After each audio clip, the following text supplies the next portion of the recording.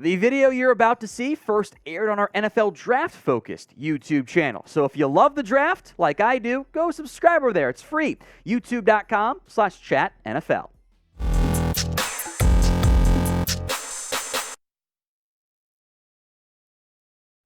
We're about a week away from the 2023 NFL Draft, so if you're like me, you're pretty damned excited. Show us you are by liking today's video as we break down my penultimate, fun word, second to last, NFL mock draft. Final one coming on Wednesday of draft week.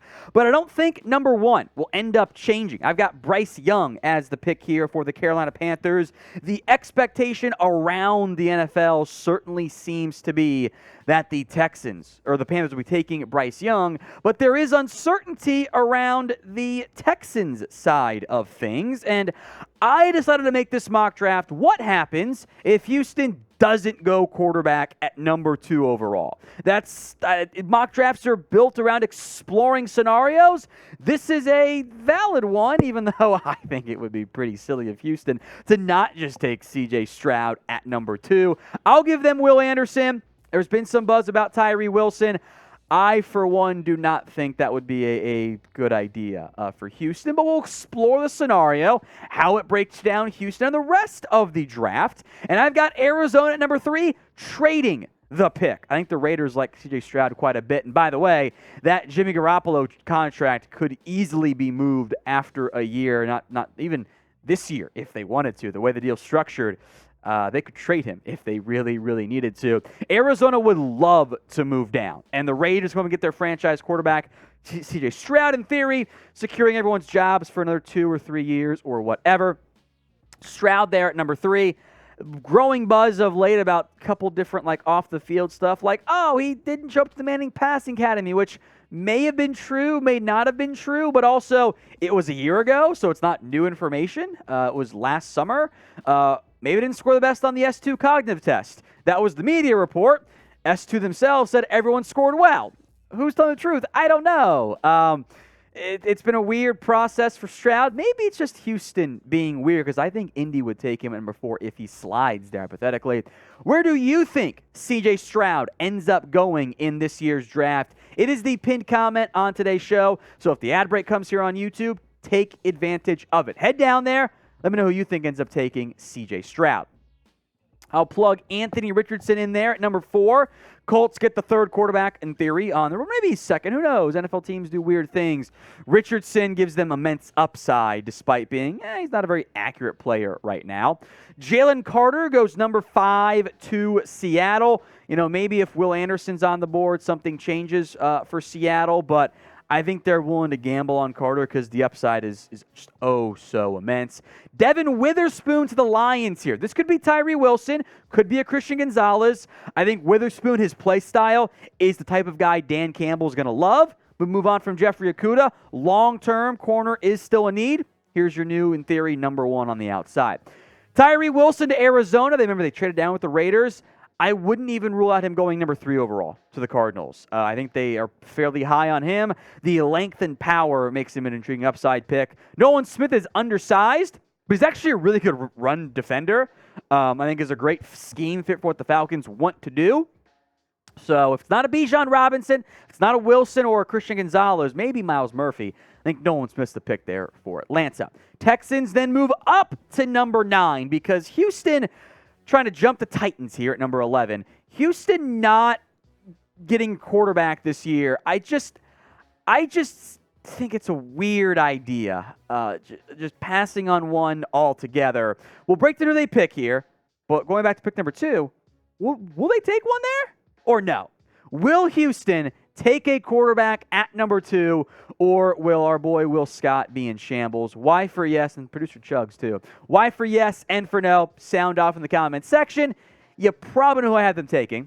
Will Levis out of Kentucky. So it's an all-will draft for Houston. Anderson, Levis. The issue I have here is you're saying you're not going to take the guy at 2, but you take them at 12 or 11 or 9. That's not exactly confidence in him, right? If you think he's the guy, take him at 2. Otherwise, don't take one. It's a weird situation. Christian Gonzalez then, number 10 out of Oregon to Philadelphia. He's the slider among the top defensive players. I think Philadelphia loves that pick. And I'll go Peter Skoronski. I would not rule out a quarterback for Tennessee or even a wide receiver. Do you need some guard talent? I think Vrabel will love Skoronski, maybe more than some of their other recent draft picks there. I like that fit for Tennessee.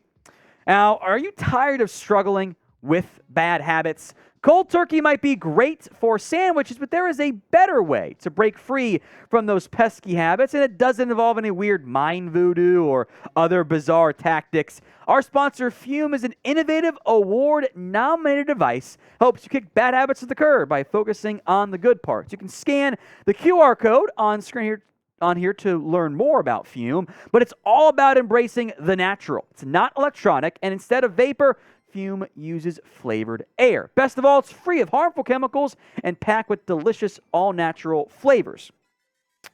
The adjustable airflow dial, by the way, is movable parts and magnets, and it's perfect for fidgeting, which can help alleviate stress and anxiety while you break your bad habit. I wasn't sure what to expect at first, but I was happily surprised by the taste, feel, and look of Fume. Breaking a habit can be tough. We know that. But with Fume, it's easy, enjoyable, and even fun. With over 100,000 customers and countless success stories, there's no reason why you can't be next. Start your journey towards a healthier lifestyle with the Journey Pack from Fume.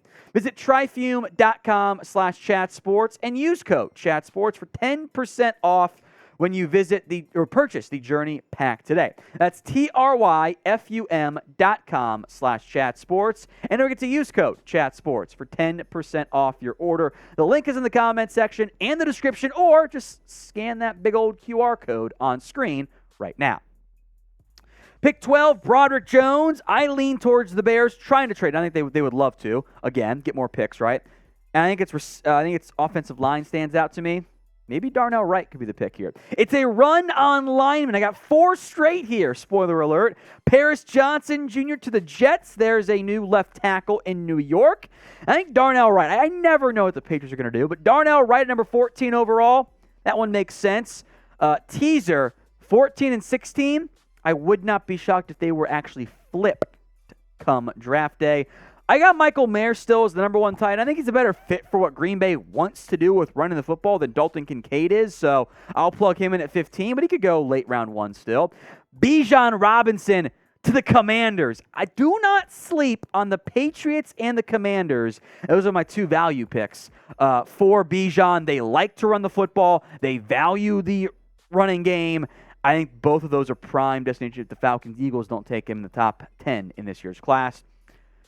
Just take Joey Porter Jr., Pittsburgh. Doesn't this just make sense? You're in the market for another corner. Patrick Peterson's there for now. Take the son of the Steelers legend. The Lions at 18, they took Jalen Carter. Now they get Myles Murphy. Oh, man, that defensive line is loaded if they go that route there. I don't know where Brian Branch goes.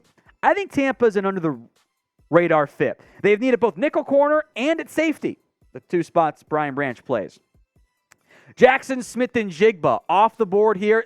Seattle's going to try to trade down, make no mistake about it. But imagine JSN in the slot with Tyler Lockett and DK Metcalf. That is an awesome grouping for Geno Smith at wide receiver.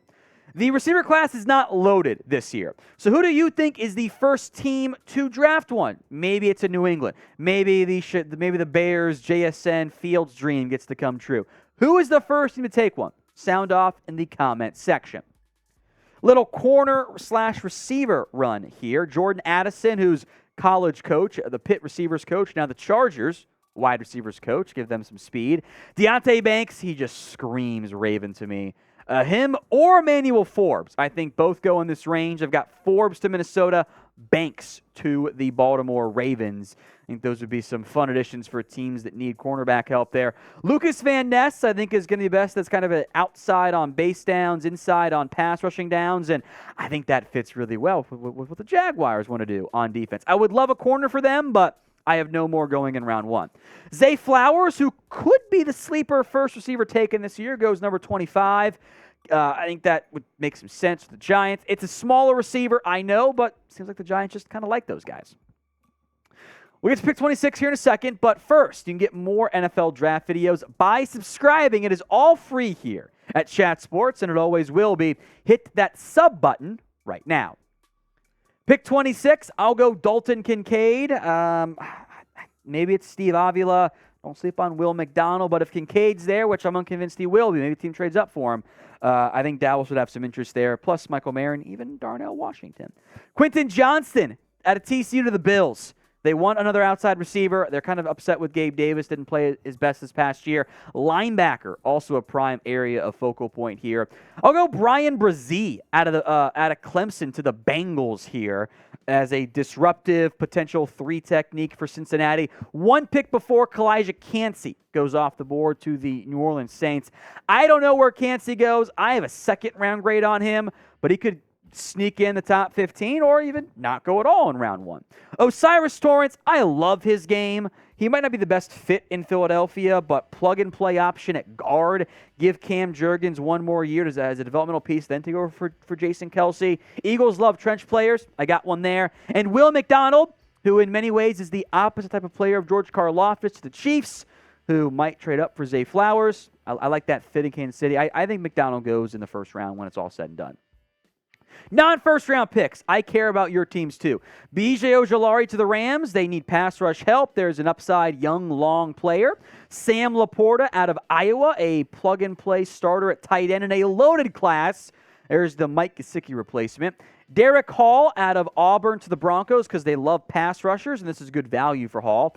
Browns get a nose tackle. They don't always take those guys, but they could use one. Siaka Ika out of Baylor at 74. And Tennessee edge, Byron Young, not the Alabama version. More pass rush depth for San Francisco. I think Young at pick 99 would be really nice value for the 49ers. So grade the mock draft for me. You can be mean. It's fine. It's not my final one. Grade it. A, B, C, D, or F in the comment section. Head down there. Let me know what you think.